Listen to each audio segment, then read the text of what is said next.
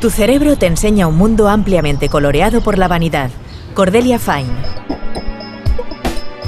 Vanidoso y ególatra, el cerebro trata de convencerse siempre de la opción más cómoda, de la que concuerda mejor con su propia realidad. Por eso, memoria e inconsciente se encargan de ajustar lo que no encaja, de cambiar lo que no gusta, de eliminar lo que duele y de ensalzar lo que agrada. Y de esos mecanismos surge la habilidad para caer fácilmente en estereotipos y prejuicios, que llevados al extremo pueden conducir a tensiones y conflictos. Hoy en Redes, de la mano de la psicóloga Cordelia Fine, conoceremos las artimañas que utiliza el cerebro humano para construirse un mundo más agradable y benévolo. Veremos además lo mal que lleva nuestra mente la fuerza de voluntad y hasta dónde le pueden llevar los miedos y prejuicios.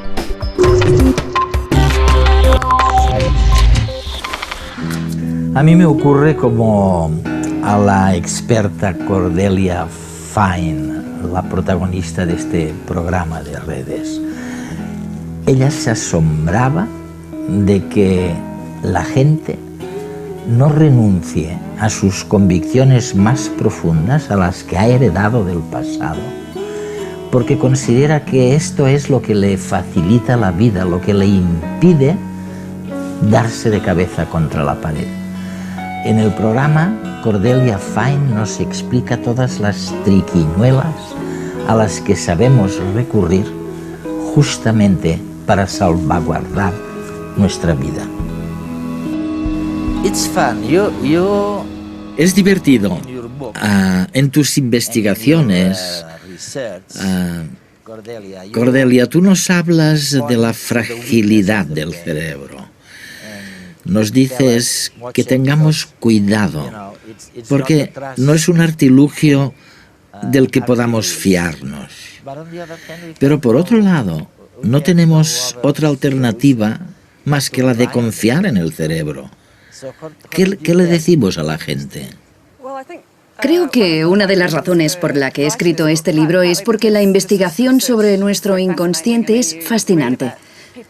Los experimentos demuestran que existen distintas maneras de influir en el comportamiento de la gente sin que ésta sea consciente de nada.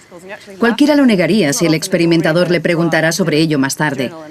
Los artículos generales sobre el tema son cómicos. No suele ocurrir lo mismo con la mayoría de los estudios académicos, que suelen ser bastante áridos. En general, no provocan risa. Yo quería aportar esa información al gran público que evidentemente no tiene acceso a ella. El lento flujo de la conciencia no tiene que ocuparse de todos esos procesos mentales que se dan sin que seamos conscientes. Y ha de ser así, pues no podríamos recopilar toda la información necesaria si nos basáramos únicamente en la parte consciente y reflexiva de nuestras mentes.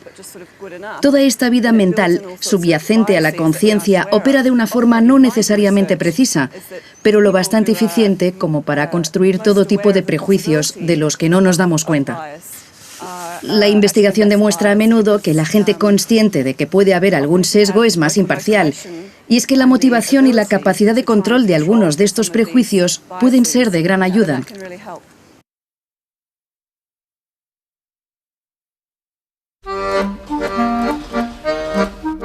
Propósitos para el año que viene. Dejar de fumar. Ir al gimnasio 3 veces por semana. Aprender inglés. Apuntarme a un curso de cocina. No enfadarme con mi madre.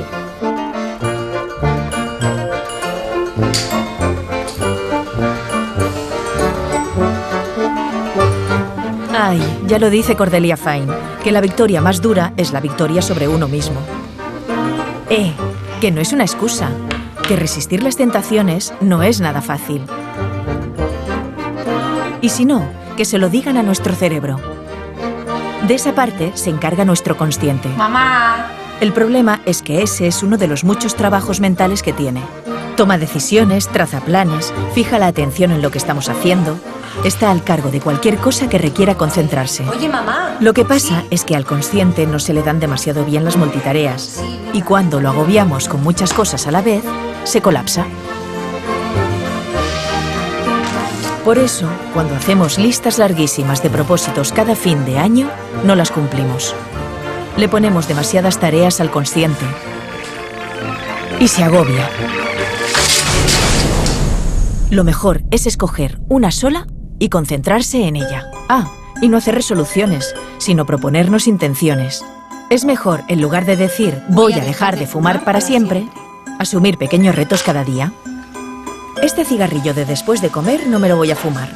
O esta noche cuando salga no voy a fumar durante la cena, ni tampoco en el bar. Y así cada día.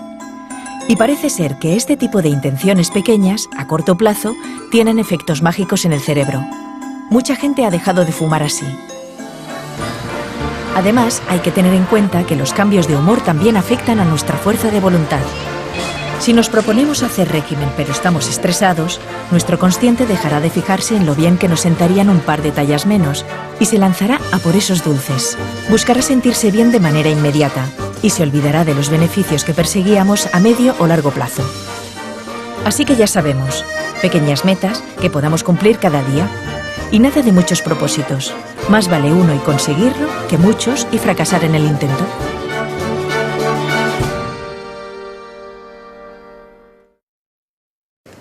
De acuerdo, lo que dices es cuidado porque la parte del comportamiento que se rige por el subconsciente es tan grande que deberíamos saber abordarla. No hay ningún otro instrumento consciente, de momento al menos, que pueda interferir con este comportamiento o cambiarlo. Vale, de acuerdo, eso es cierto. Pero, ¿por qué la conciencia debería tener más razón que la inconsciencia? Bueno, algunos creen que ciertas decisiones son más acertadas si se toman de forma intuitiva, y otros piensan que deben ser más deliberadas para ser acertadas. ¿Cuáles serían mejores si fueran fruto de la intuición? Bueno, creo que me resulta más fácil decir cuáles probablemente no sean las más acertadas si resultan de la intuición. Hay distintas situaciones en las que es más factible que la información recibida no sea imparcial o que se llegue a juicios sesgados. Por ejemplo, al conocer a otras personas, todos acabamos asociándolas a algún grupo social. Si tenemos una percepción concreta de estas personas, si la mente activa un estereotipo concreto, es muy probable que las percibamos a través de ese prisma estereotipado y que tengamos una percepción sesgada de su comportamiento, de sus habilidades, etc. Si somos conscientes de nuestra vulnerabilidad o de la fragilidad que nos impone el cerebro, ¿qué podemos hacer? Si es que se puede hacer algo. A menudo sabemos de personas que son conscientes de que los prejuicios pueden interferir con sus juicios de valor. En estos casos, suele desaparecer el sesgo. Por ejemplo, la gente tiende a estar de mejor humor cuando hace bueno. Hay un experimento clásico sobre el humor y el tiempo meteorológico, en concreto con los que acostumbran a ir a correr. Si se les pregunta sobre su grado de satisfacción, los que salen a correr los días lluviosos suelen tener una visión de su vida más negativa que aquellos que corren los días de sol. Es un estado emocional que empaña la presunta visión objetiva de la propia vida. Sin embargo, en otra parte del experimento se preguntó a la gente, ¿qué tal el tiempo ahí, donde quiera que se hiciera el experimento? Y en esa ocasión, el aspecto meteorológico no condicionó el estado de ánimo. La razón es que si se advierte a la persona del efecto del tiempo, se le da a entender que podría ser un factor de parcialidad y por eso dicho factor desaparece. No siempre funciona tan bien como en este caso, pero a veces sí. Creo que la investigación tiene que ir en esa dirección tan interesante y ver cómo llevamos a cabo esa supresión del sesgo de la que quizás ni somos conscientes. Porque pienso que cuando no somos conscientes en absoluto de que podrían interferir con nuestros juicios de valor, estamos en una situación muy vulnerable. Gracias a tus investigaciones y las de otros colegas, hoy sabemos que el cerebro enturbia nuestras opiniones a través de una vanidad exacerbada, nuestra propia vanidad. Por ejemplo, activa la intolerancia o si eres una persona emotiva, exacerba tus emociones. Y lo que yo quería preguntarles es lo siguiente. ¿Podemos hacer algo al respecto? ¿Quizás ser conscientes de esas posibilidades? ¿Qué le aconsejarías a la gente? Bueno, es difícil porque escribí el libro pensando que sería más objetiva al acabarlo que al empezar. No sé si es verdad o no. De hecho, escribir el libro me sumió en un estado de confusión. Recuerdo que participaba en una obra teatral de grupo con mis hijos. Se trataba de un grupo muy diverso. Había una señora sudafricana de pelo rubio que estaba hablando con una señora india y le dijo: ¿podrías quitar esos juguetes de en medio? Yo pensé que le estaba hablando con un tono muy autoritario. No lo vi adecuado y me pareció que quizás era racista al considerar que la otra persona no merecía el mismo respeto que ella. Me dije, se está dejando llevar por sus prejuicios inconscientes. Después pensé que quizás era yo quien tenía el estereotipo, porque los sudafricanos blancos han sido racistas y que esto estaba afectando mi percepción de cómo se había dirigido la sudafricana a la señora india. No sabía qué pensar, no sabía quién tenía prejuicios, si era ella o si era yo. Creo que el problema es que lo que llamamos realismo ingenuo, lo que percibimos como realidad absoluta y objetiva, es muy difícil de superar, francamente. Cuando presentas los resultados de esas investigaciones a los estudiantes y les pides que utilicen esta información para predecir si se hubieran comportado igual en una situación parecida, no son capaces de aplicarlo a sí mismos. La gente siempre tiene prejuicios interesados sobre sí mismos y cuando les preguntas sobre otros te dicen: ah, sí, creo que es verdad que la gente hace eso. ¿Y tú lo harías? Bueno, yo no, pero otros lo hacen.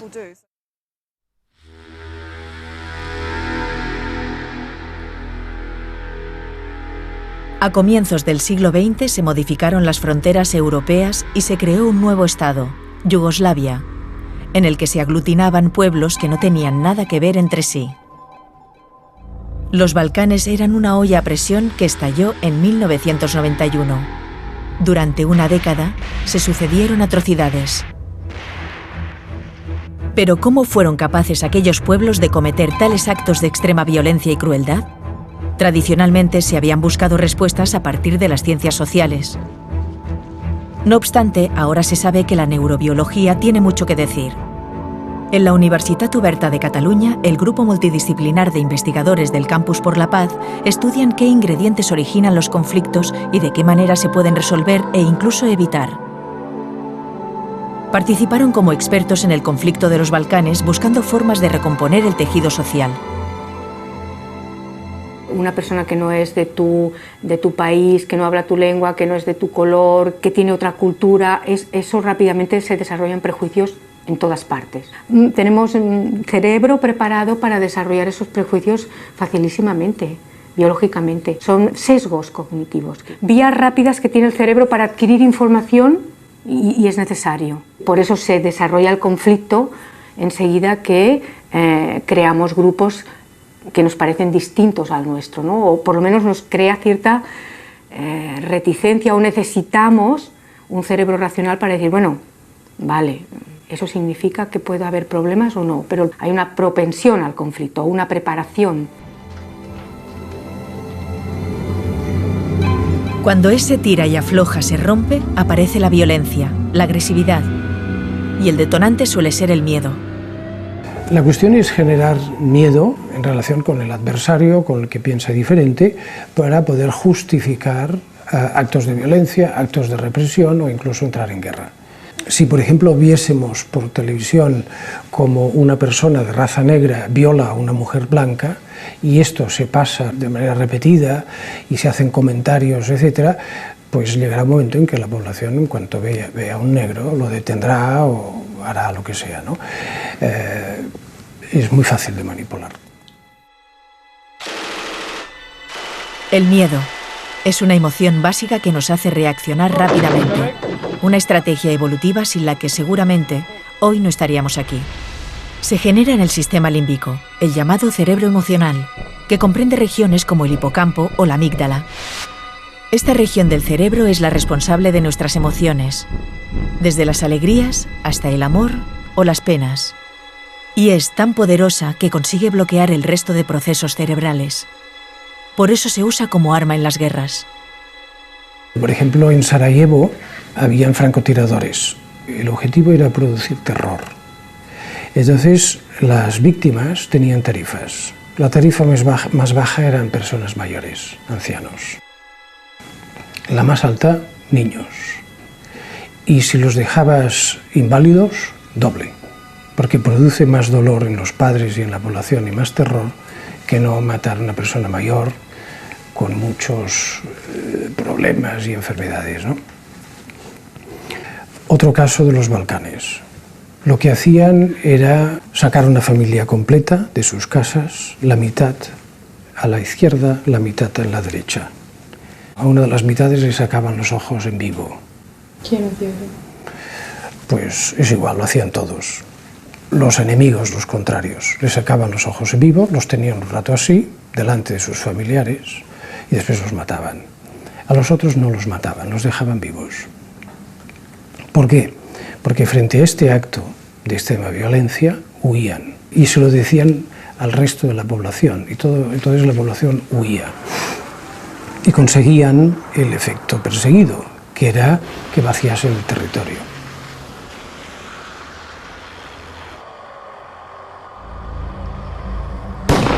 Para que una persona sea capaz de tales barbaridades, su cerebro emprende un proceso de deshumanización. Si deshumanizamos a alguien, lo que estamos es quitándole el identificador de ese es de nuestro grupo, al menos especie humana, y por tanto es más fácil hacerle daño. Para deshumanizar al enemigo hay que tocar al cerebro emocional. Durante la Segunda Guerra Mundial, Estados Unidos presentó a los japoneses como seres que comían pescado crudo, algo considerado repugnante en las sociedades occidentales del momento y que los deshumanizaba a ojos de los americanos. Los japoneses no se quedaron de brazos cruzados. En plena guerra enviaban en paracaídas a los campamentos de soldados discos de cantantes de moda. Trataban así de empatizar con los americanos y que éstos volvieran a verlos como personas, seres iguales. ¿Cómo pueden argumentos tan débiles generar conflictos?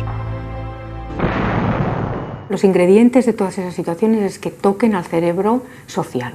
Nuestro cerebro social se ha ido desarrollando utilizando unas redes muy básicas para la supervivencia. El miedo, el asco, la agresividad, los celos. Quizás sin todas esas reacciones básicas nuestra humanidad no hubiera llegado hasta donde estamos. O sea que tampoco hemos de infravalorarlas. Nos parecen absurdas porque cuando usamos la razón y contraponemos información o hacemos estadística o intentamos vislumbrar la verdad, vemos que realmente nuestro cerebro emocional muchas veces se equivoca, pero sin él erraríamos mucho más.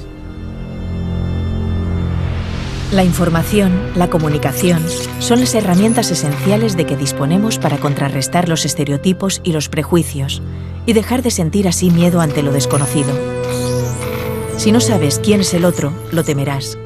Si lo conoces, verás que entre tú y él hay muchas más similitudes que diferencias.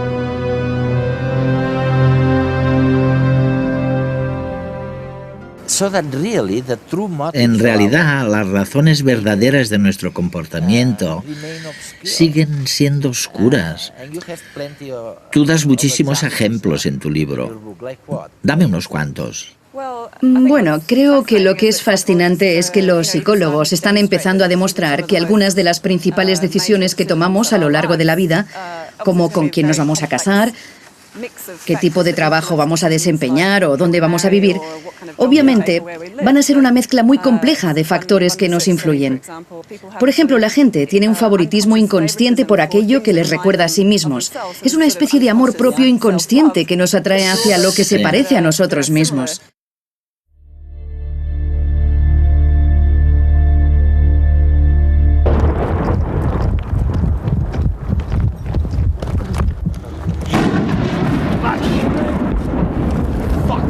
El miedo es eso que piensas que no tienes cuando vas a un conflicto y es el primero que aparece acompañándote en el momento en que escuchas el primer sonido de una bala, ¿no? Y desde mi primera experiencia periodística yo he asumido el miedo como el otro miembro del equipo, el tipo que va siempre esa parte etérea que va siempre contigo, aconsejándote, diciéndote pues que no dobles esa esquina, que no des ese paso, que no sigas mirando a los ojos de manera insolente a ese tipo, lo que sea, ¿no? El miedo es fundamental para volver vivo. Yo creo que soy médica y que por eso estoy vivo. Yo he llegado a pactar con mis secuestradores en Kosovo el aparecer en televisión, reconociendo que habíamos entrado de manera ilegal por la frontera, cosa que no era cierto, pero con el único objetivo de que eso fuera un cheque de vida. Si aparecía en la televisión yo dejaba de ser un desaparecido, ya llevaba 2 días desaparecido, primero en manos de paramilitares, que me podían pegar un tiro y fumarse un puro tranquilamente, y luego en manos de la inteligencia yugoslava. Conseguí convencerles de que hicieran conmigo una maniobra de propaganda bélica que para ellos era buena porque me sacaban en televisión, pero para mí era muy buena porque ya todo el mundo sabía que estaba vivo, lo cual tranquilizaba los ánimos, y segundo, en manos de quien estaba, con lo que se ponía en marcha la maquinaria diplomática. Tuve que pasar por el oprobio de tener que decir en televisión que la OTAN está bombardeando lugares civiles, pero mi propio lenguaje gestual, después de 2 días de torturas y de golpes y sin dormir, decía todo lo contrario. Estaba obligado a decirlo porque detrás de esa cámara había 3 tipos de la seguridad con sus metralletas amenazándonos para volver a repetir en inglés lo que ellos querían que dijéramos, ¿no?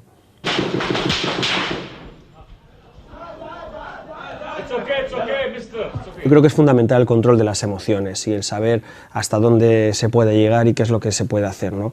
Hay que controlarlas y es verdad que las guerras y los conflictos es el lugar donde se está más emocionalmente expuesto a que todo eso se derrumbe, ¿no? Yo creo que el reportero mal llamado de guerra, el reportero especializado en conflictos, tiene que ser una persona fuerte, no una persona dura. La persona fuerte es la persona que reconoce que tiene miedo, la persona que reconoce que también tiene cierta osadía, porque yo la tengo evidentemente, que trata de fomentar su sentido común para que no le juegue malas pasadas y que es consciente de sus debilidades y sobre todo, que ha tenido cierto entrenamiento mental, y por qué no llamarlo hasta espiritual, ¿no?, para afrontar situaciones de crisis que en otras circunstancias se solucionan de otra manera. Es decir, no es lo mismo tener que decidir si se entrevista a alguien en el centro de Barcelona o de Madrid que tener que recorrer varias trincheras y pasar varios checkpoints para llegar a la persona que está dando órdenes a los francotiradores que te han estado disparando, ¿no?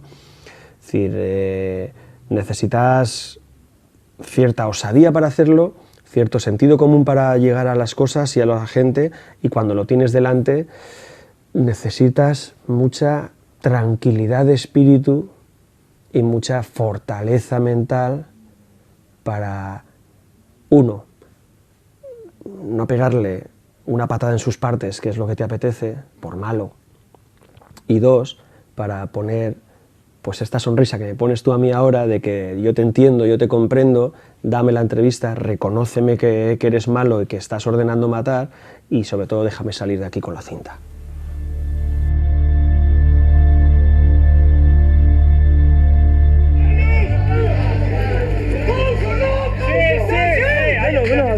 Necesito ayuda.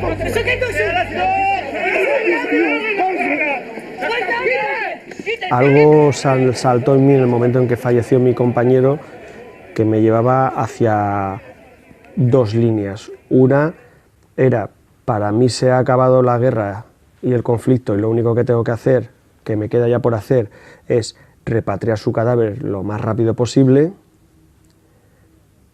Y 2, mientras esto ocurre y puedo hacerlo, tengo que seguir haciendo mi trabajo para el que me han mandado aquí. Esto no puede desactivarme emocionalmente.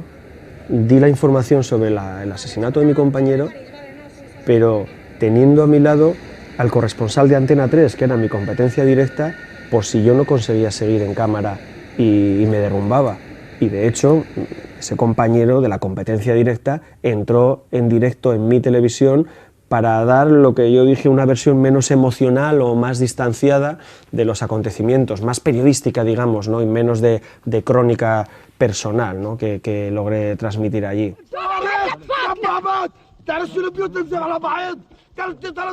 No está reñida la tensión y el estrés con mantener el sentido común. La tensión viene provocada por el ambiente en el que estás, es decir, estás en un lugar donde hay tiros, morterazos, gritos, asesinatos, muerte, tipos con armas por todos los lados que te pueden torcer el día simplemente porque se han metido una hoja de coca de más en la boca, ¿no? A partir de ese entorno tú tienes que ir, digamos, asumiendo todos los inputs que te llegan de lo que ves alrededor para tratar de tomar en un momento determinado la decisión menos mala. No digo la mejor, digo la menos mala, porque las decisiones siempre, o las soluciones, mejor dicho, siempre son malas, todas. Deberíamos intentar ser más racionales, más conscientes. Deberíamos prestar más atención a las cosas. ¿Podemos hacer algo con ese lado inconsciente de nuestra personalidad?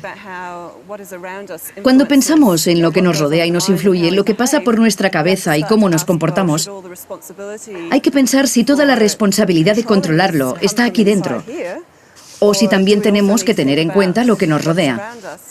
Así que, si pensamos en la educación de los niños, evidentemente el papel de los padres es intentar hacer que lo que hay aquí sea bueno.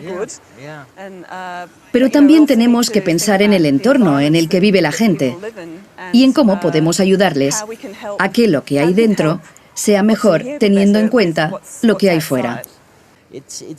Es increíble pensar en este contraste. Todos tus pensamientos intentan ver cómo puedes desarrollar ciertas habilidades de tus hijos y por otro lado, descubres cómo el entorno puede ser tremendamente eficaz o poderoso, tanto como tu propia mente. Por supuesto, como padre o madre, tienes un cierto poder sobre el entorno en el que se encuentra tu hijo, pero disminuye a medida que se hacen mayores. El cerebro puede editar y censurar selectivamente la verdad para construir una realidad más amable y dulce. Cordelia Fine.